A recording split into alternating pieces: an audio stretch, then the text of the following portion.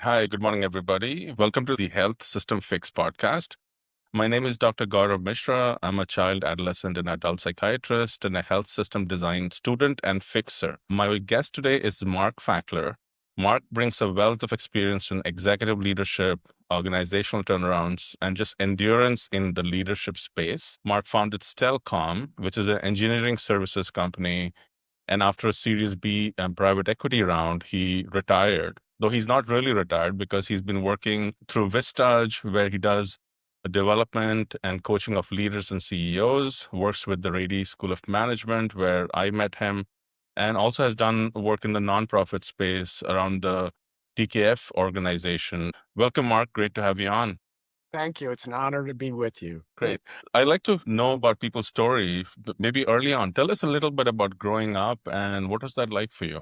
So I had an interesting, I guess, very idyllic childhood up till 17 years old. Midwestern town, church, Boy Scouts, sports, mowing lawns, the usual for a young child, or I don't know if the usual. My parents moved me to Scottsdale, Arizona, my senior year of high school, and I didn't do well. I was a little bit naive, and I was introduced to a certain segment of the population that dragged me down. I went to college and continued digging a hole, pretty dark, not funny, but very dark hole. Drugs, alcohol, and I found computers during college, which rang my bell. And the draw to that dark life was I was pulled away by computers and I came to San Diego in 82, working for General Dynamics, and figured I could start an engineering firm. Started an engineering firm, and that began a 16-year, pretty incredible journey for me. I think it's interesting how sometimes the work itself is so rewarding that you get drawn to it. And as a kid, I remember my dad saying the work itself is a reward. But I was a teenager. I said, "What are you talking?" In my head, I'm thinking, "What are you talking about?" I feel like I'm looking at other rewards. And obviously, in my 40s now, I get absolutely what he was saying. That the work itself can be so rewarding that it really is itself in itself a great thing to be able to do. Yeah, so interesting that you say that. I don't know when I realized that no matter what work I did, and that included busboy, dishwasher, mowing lawns, delivering newspapers, engineering, running a company, the nonprofit work, I felt lucky that I could do the work and people would pay me. And, pay, of course, is a pretty important part of Western society or all society. But to feel as though you're lucky doing your job is, I don't know where that attitude came from, but I have it. And it's a privilege to have an attitude like that. I agree. I think even since I was a kid, I always wanted to be a physician. And when I got to do it, I was so thrilled that all of the difficulties of training and everything, it did not even register as a difficulty for me because I was just so excited to do the work. And then I saw absolutely a lot of people have those dreams of wanting to do something like this, and I'm getting to do it. That is a reward in itself. Well, and of course, the work that you do and the work in medicine is serving others. And at a certain point when I was running my company, I realized, yes, we were serving our customers, but much of the pressure came from I had 500 employees with 500 families, and there were college educations and mortgages and food and and all of that to pay for. And that's the service that was so immensely valuable and I was proud of. So that is about my second question was in those early days as you're a new founder, you're working really hard to grow your company. How do you balance between being a product leader? You obviously have to have a product that somebody's going to pay for, and also a team leader. How do you balance and think about those responsibilities? I could say it was all about Southwest Airlines' view of it's all about the employees. The employees will take care of the customers. There is this constant balance. There's limited resource. That's what makes business a viable entity is there's limited resources and they have to be properly allocated. Worrying too much about the clients will be a drag on the employees. Worrying too much about the employees can be a drag on the clients. And that balance, along with sales and operations, the two other fundamental parts of business, you have to balance them all. You have to pull the levers at the right time. And if you're lucky, you continue to build and have a successful company. Did you think about how do I get my leadership skill better as I am doing bigger things, having a bigger team? My company is growing. Did you invest in your own leadership journey back then? I did. It's interesting. I didn't learn business. I didn't learn leadership, formally. But of course, when you're on a team, you learn a little bit about it. You watch TV and you see these models of leadership. And unfortunately, those models are often you tell your people what to do and they go off and do it. And that's not a really good model.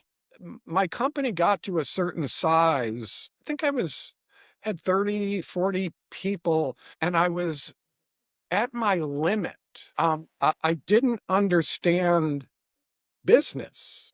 And so I found Vistage when I was 33 years old. And I called them up and said, I've got a problem. And this very wise man showed up. We talked and he offered me a seat at the table.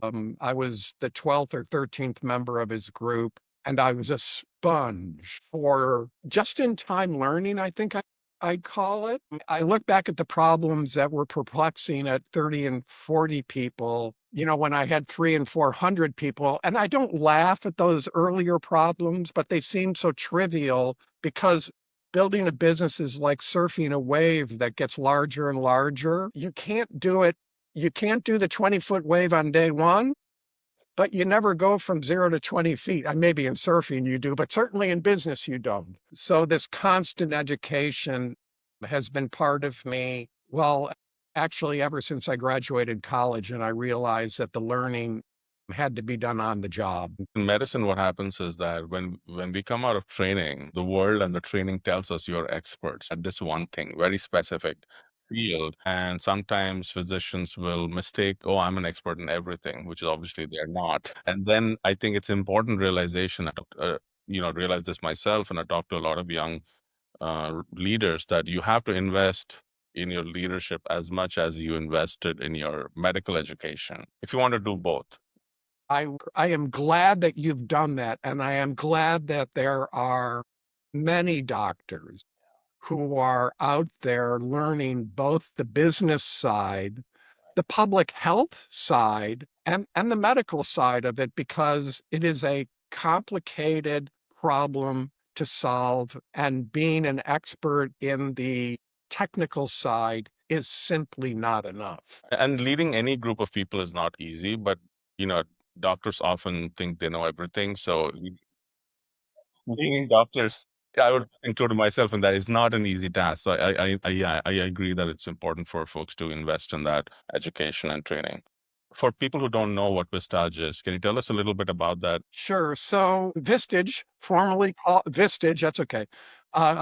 Formerly called the Executive Committee, has been around for 68 years or so. It was formed in Wisconsin by a CEO who realized that he learned more in the hallways at conferences than in the rooms where the speakers were. And he realized that if he could create a confidential environment to talk about problems, that it would be attractive to other leaders. And well, 68 years later, and 65 countries, 50 plus thousand members around the world, all gathering in small groups, all with a leader of that group practicing the science and the art of leadership and life. Yeah, it for me, it was valuable. I was so worried that I couldn't take care and build my company with my limited knowledge that, year after year, I got just a little bit smarter. I realized that accounts receivable was something I had to manage as opposed to a savings account. Yes. how to manage cash flow, how to be a leader when it's a democracy and when it's a autocracy. All of that is this science that Vistage members immerse themselves in. Boy, when you can once a month walk into a meeting and say, I have a problem and I have no idea how to solve it. And there's a dozen other leaders who maybe some of them have faced it. It's a lifesaver. You know, I feel like the confidentiality piece is a big one because there is something called a Bellent group, which happens within the medical training space. Not every training program has one, but was lucky to have this confidential group of trainees with one or two ethics professors in medicine in there. And you can talk about things like this patient was extremely frustrating today, which is not a nice thing to say, but we're all humans. And as you're training, you're learning how to manage and work with everybody. And I think having that confidential space where you felt safe just made a huge difference in how we processed some of those difficult learning experiences. I wonder, did it become the place you had to go once a month or whatever the frequency to be at the table with your peer? It's actually a realization that, again, that you're not alone and that there are other people facing the same problem you're facing. There's no shame in admitting that you're facing these problems and you don't know how to deal with them.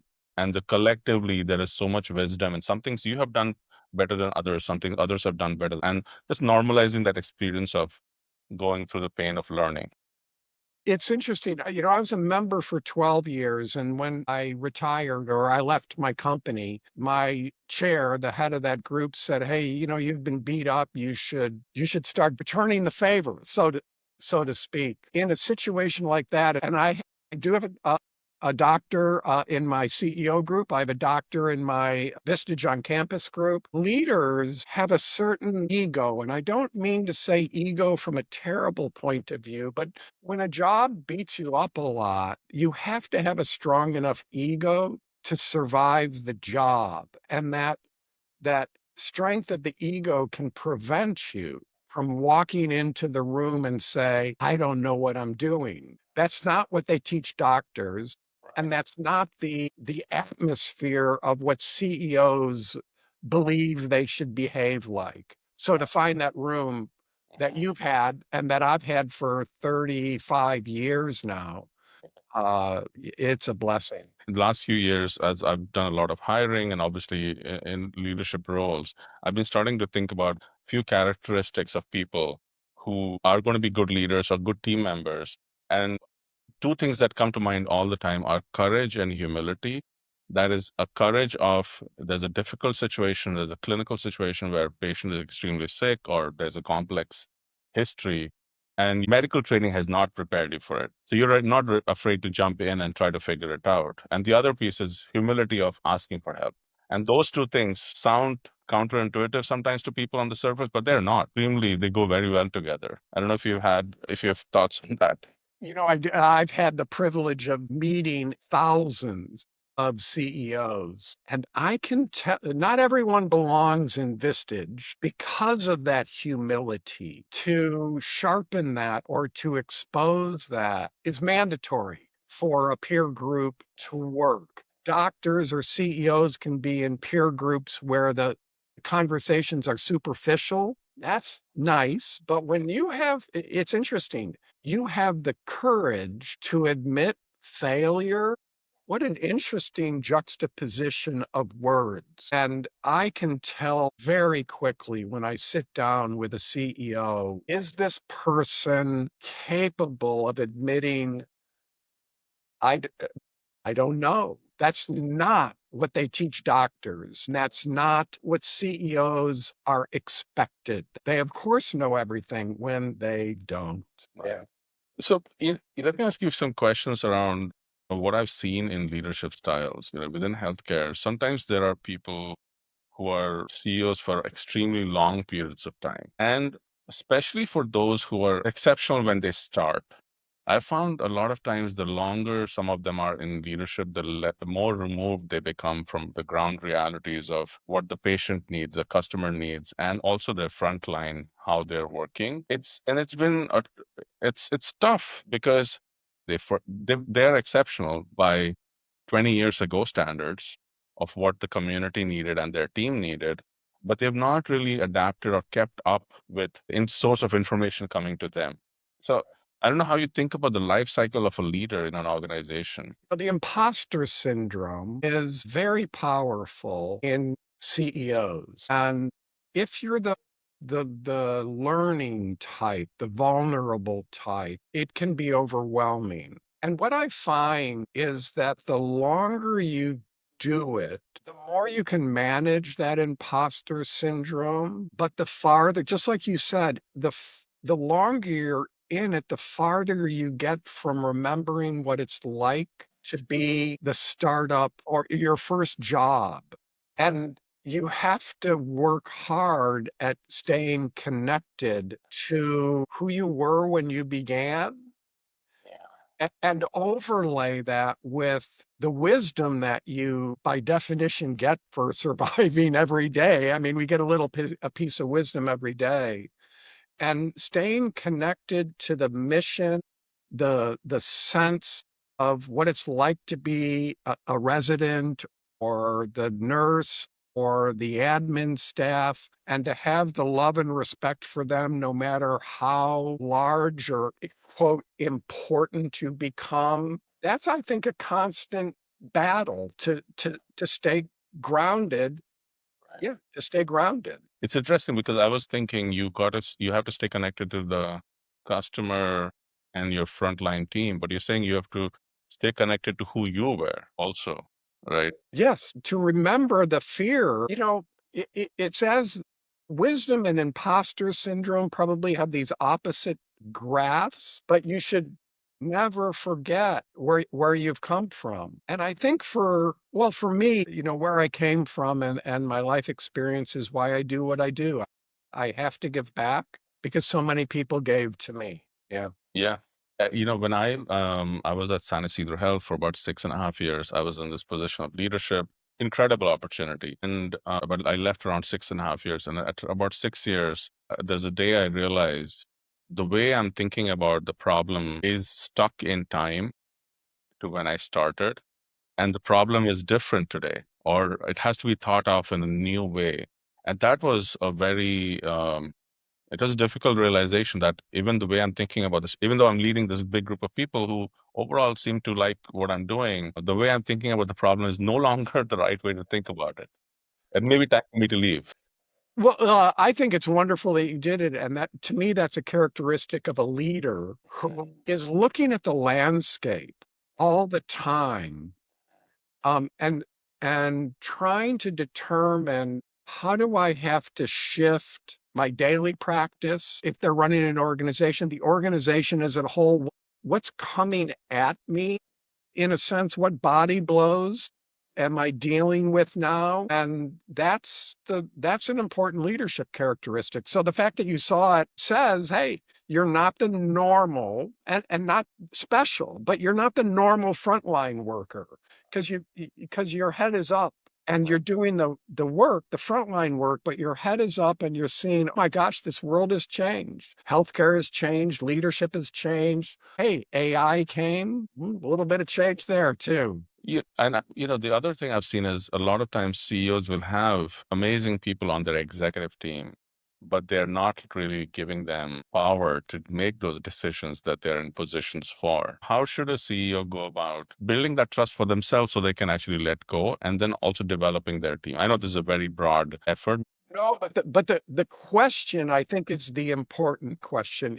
When you start a company and you're a one-person shop, you are the bookkeeper, the receptionist, the janitor, the engineer, the doctor, whatever. You are everything. And then if there's a desire to grow, you have to give something up. When you give it up, there's a chance that you're going to believe that that person you just gave it to isn't as good as you. And that one is probably an incorrect, unless you hired wrong, but assuming you're hiring right, It's a practice, and it starts with the first person you hire. And I can remember when I hired a receptionist, my office was right around the corner from where the receptionist was, and I was horrified by how she answered the phone.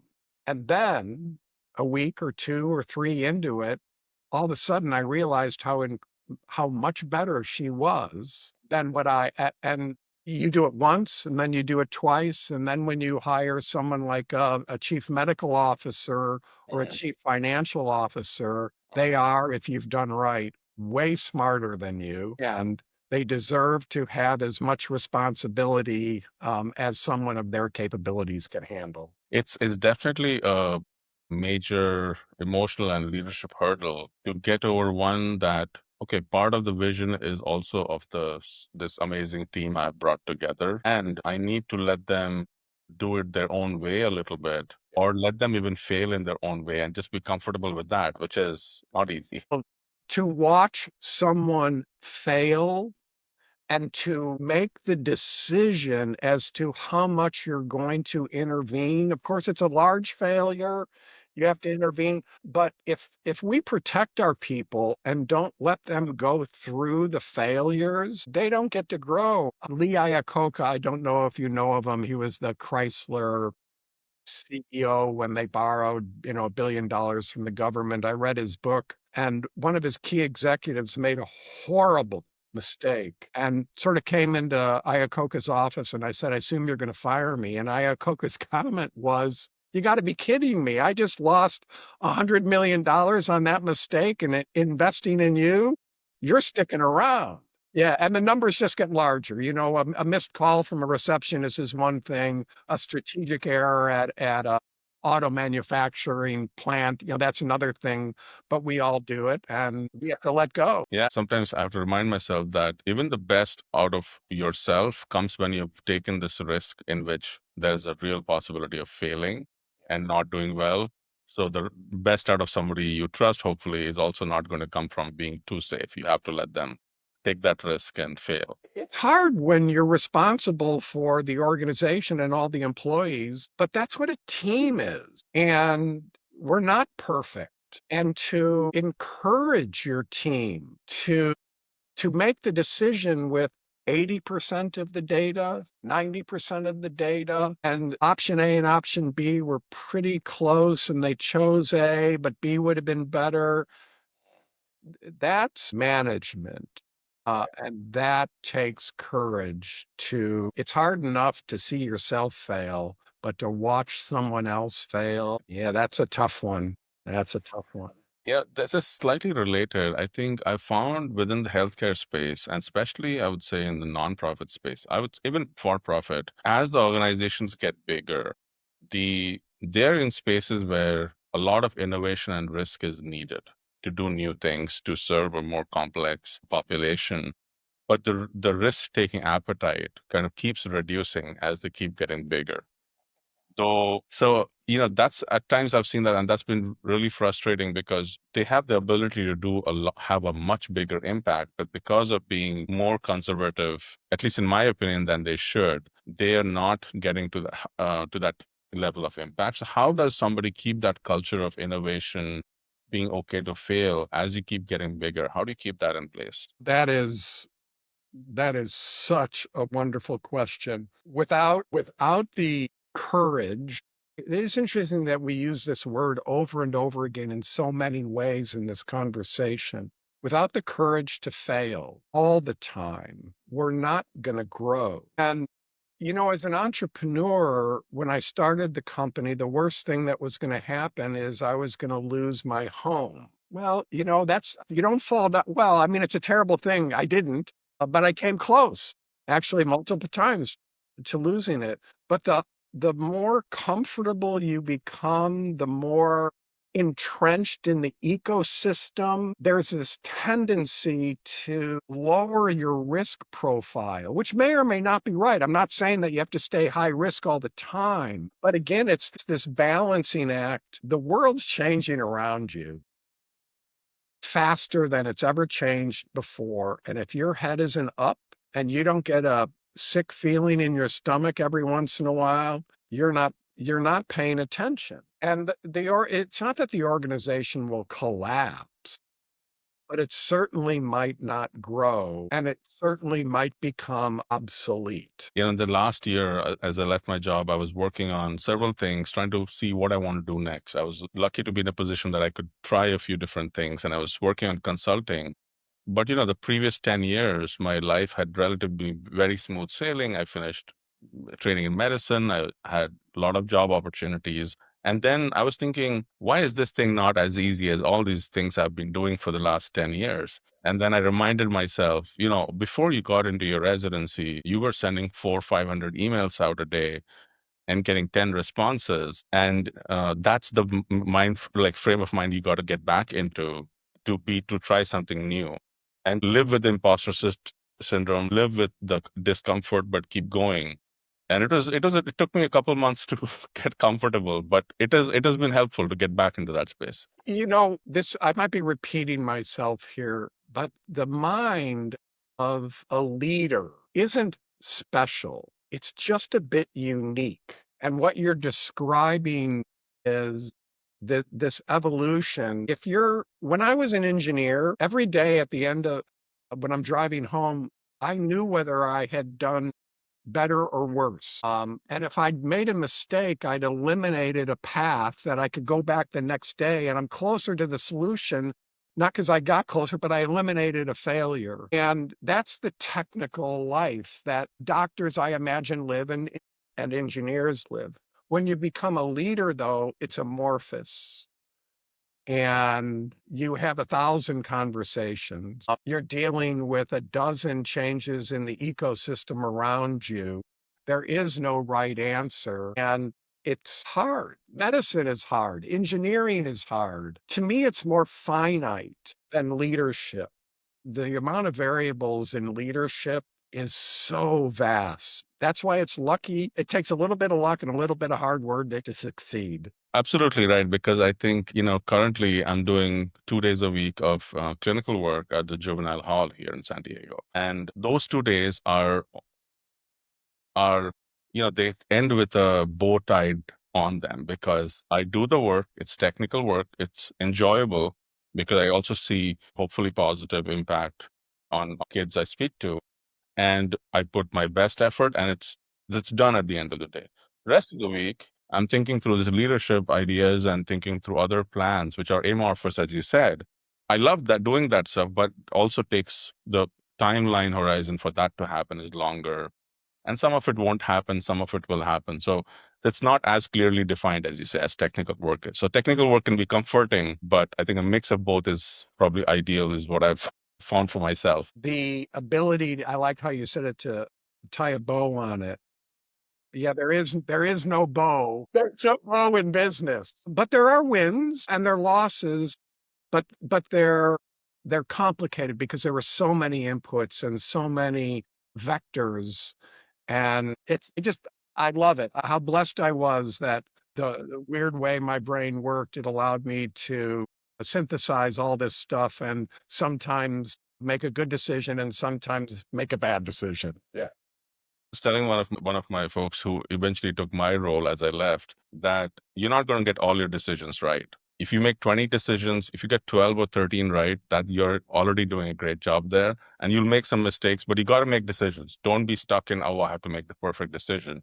You got to keep moving. Well, and I think it's even harder than that. In hindsight, I'm not sure what were the critical decisions. And I made some good decisions and some bad decisions. All I know is the combination of all of them allowed the company to continue to grow. But far be it from me to say this decision, that was the key. No, it's way too complex of a puzzle to tease that out. Yeah. So at this point, and maybe get some advice from you also on this. At this point, I've been through many different systems working and training, and I found a lot of it extremely rewarding, and I learned a lot.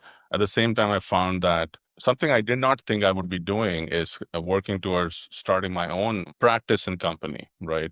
So I'm working through developing a comprehensive dementia care program, which I hope to launch by the end of the year, which just because the care in dementia space is just so fragmented right now. And anybody who has good care, I'm finding that it's their family trying to pull all the pieces together to make it happen. As somebody who's now going from being an employee forever to starting their own thing, I know it's broad again. Any advice you have? How do I think about this new phase of work? I'm a very foundational in vision and values, with values being the most important. What behaviors is this organization going to stand for? Who is going to be part of this? That's where the values are so important. Mission and vision, I don't want to get into a semantic discussion on it, but it's know what you're doing. It sounds so simple, but if you can say, this is what we're going to do, and then you set up short-term and long-term goals. I know I make it easy. Mission, vision, values, short-term, long-term goals, and that's it. And of course, then it's now balancing. Well, I could take on one more client, but I might not have enough providers to give them great care. They never match. I mean, they do, but we never know the moment. It happens at midnight, when we had the ability to deliver, it perfectly matched the need for the service. So yeah, mission, vision, values, short-term, long-term goals, and go for it. Yeah. Do me a favor, solve that problem. Everybody I've spoken to, and including like, my grandma, my grandpa, an uncle of mine, I think the struggle, and they're in India. This problem is existing all over the world, right? And let me ask you about, a lot of people are telling me about bringing on a co-founder or a partner much more quickly than I feel I want to, because part of my thinking is I want to like clarify my vision and plan a little more before I bring on a partner. What are your thoughts on when should somebody bring on a partner or co-founder? I wrote something called the Fackler Five after working in leadership for about 20 years. I think number two is the partnership one. It says partnerships are tough. Try to run the business on your own. Now, that is the most controversial of the Fackler Five. I've been in business, 50 partnership on a real estate company that I've got. Ran Stellcom, always owning majority control, legal control. I had people in the beginning who wanted to be my partner, and could I have 50% of the company? No, you can't. Could you be my partner and come on board? And could ownership be modified? Yes. But the reason I'm a bit negative on partners is most of the time I see it happens too early, and it's a 50-50 partnership, which is just an I'm trying to pick the right word. I was going to say awful, but I pulled that one back. I wanted to get the word out because it was top of mind. It's complicated. And so my encouragement to entrepreneurs is do it as you can, controlling the organization. Bring partners in, but don't give up so much equity that you lose control. I eventually lost control, but that's when I took money off the table. And the company knew, my senior management knew that I was never going to lose control of this organization until there was a few dollars in my bank account. Yeah. Yes. That's yeah. I think that's how I'm thinking about it. I think I'm not opposed to working with people, but I want the control of the direction and mission and vision for a while longer. Do you have views on leadership in healthcare that may be different than other fields, or is it kind of principles apply across the board? When you asked me to be on this, I've been thinking a lot about that question. I'm a firm believer that leadership is leadership. It is the art of gathering resource and money, time, people, and providing some product or service. Medicine, Gaurav, Medicare, the government, insurance, HIPAA, 10 years just to become a doctor who doesn't know anything yet. It's humbling. realize and that. Yeah. humbling with gigantic, and again, I'm not using this word terrible, gigantic egos, but with this desire to serve society. Yeah, medicine is a complicated business model, but get down to it. My advice: mission, vision, values, short term, long term goals. Learn how to be a great leader and go off and do it. Are your externalities, gosh, just we could spend, and I know I've listened to some of your previous episodes, just talking about insurance. What a strange bedfellow for a business. Yeah, it's funny because I always wanted to be a physician and I got to be a physician. And 4 or 5 years into practicing, there's a day I realized this person's homelessness is a bigger factor in how they're going to do than any diagnosis or medication I can prescribe today. And until then, you will feel that you have a lot of power and you can have such a big impact. But then you realize there's so much more to people's lives than medicine thinks about. And which has a bigger impact. So I think just it is good to be humbled as a physician because I think you need it to really become a better physician, in Yeah. fact. And in fact, if I could use a word, and please correct me if I'm using the wrong word here, the integrative approach that you just mentioned. I have a new cardiologist, and the medical industry is you walk in for 5 minutes and they do some tests and then they kick you out. He spent an hour with me. He asked me if I had a dog. And because I'm a business person, I'm watching him perform his practice. And I'm thinking, how interesting. He cares about my heart, yet he's wise enough to say, "Hey, do you have a dog?" And that's a complexity of your world. And the fact is that we sometimes, in the rush of being physicians, in the daily grind of the work, you forget before you're a doctor, you're a human. I've had, really like complex situations where all I could do is be present with my patient and just talk to them, right? And that had more impact than all my medical training. So even knowing that, let's be human, that has a healing effect also of like having that connection with somebody. Right. And again, you're talking that integrative side.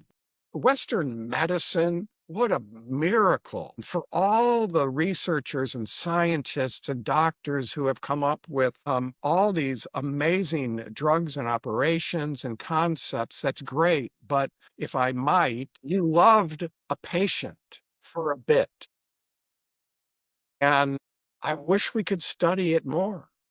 What do, what does a connection mean? How many people do we connect with? How many minutes of connections? How deep of a connection? Now I'm almost getting into what's the value of a Vistage group? Yeah, Yes. we're going to learn hardcore business. We're going to learn the medicine, so to speak, to use that analogy, but we're also going to learn the other side of it, the humanity of it. Yeah. And I think I'll tell you, 20 years from now, what you described today about when you first entered Vistage as a learner, you obviously learned many specific things, but you described having the safe space to be okay to fail and think through ideas. That's what you described. And that to me would be the most valuable piece of it.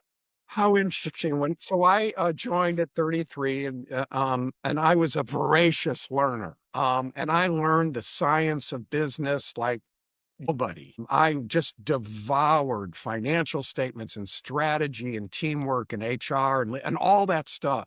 And after 7 years of being in the group, I went to the chair of the group and said, "I think I'm going to quit." And he said, "Well, how come?"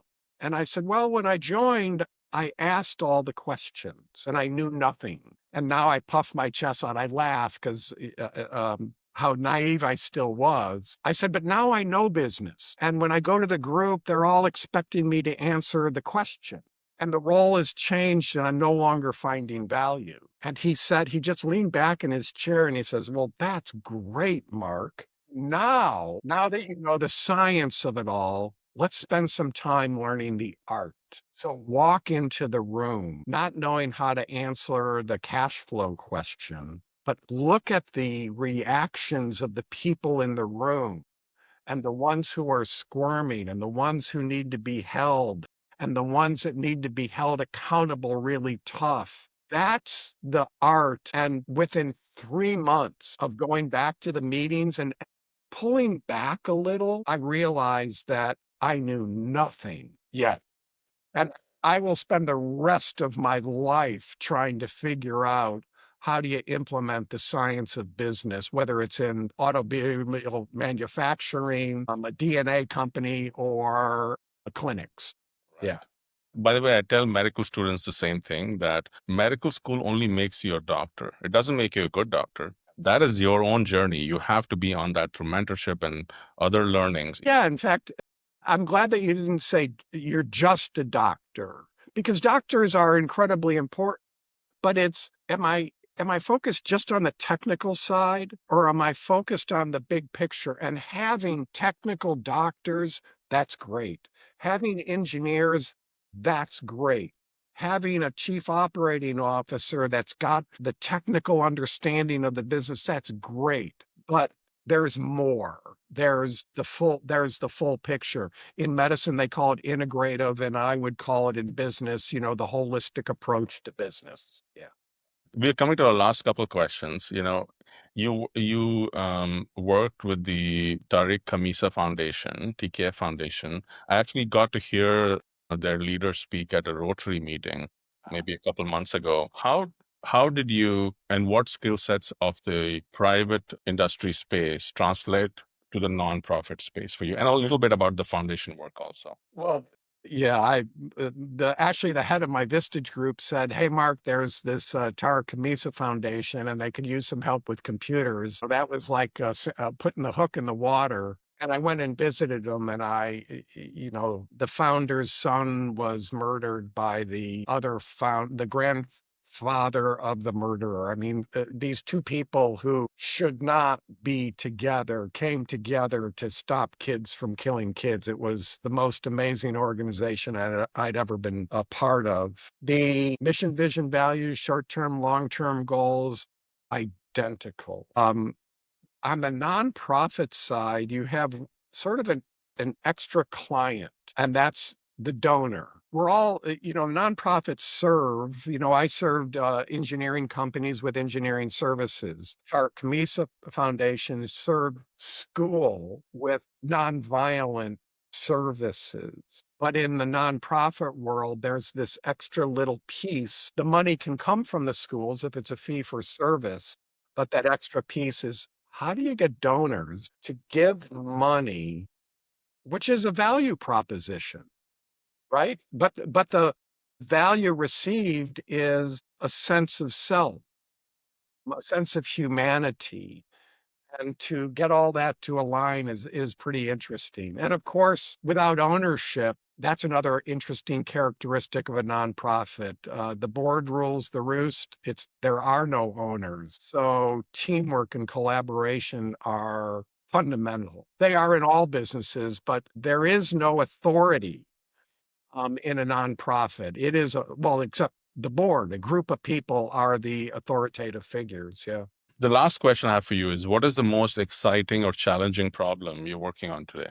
Well, AI is absolutely top of mind for me and all the leaders that I'm working with. And it is moving so quickly. All of the companies that I work with, the CEO deeply believes in the power of AI. And the question, of course, is how do you get all of your employees to be not okay with it, but to lean into it? Tremendous fear around it, but it is an opportunity that leaders need to be on top of, and employees have to embrace it, because the productivity increase is like something we've never seen.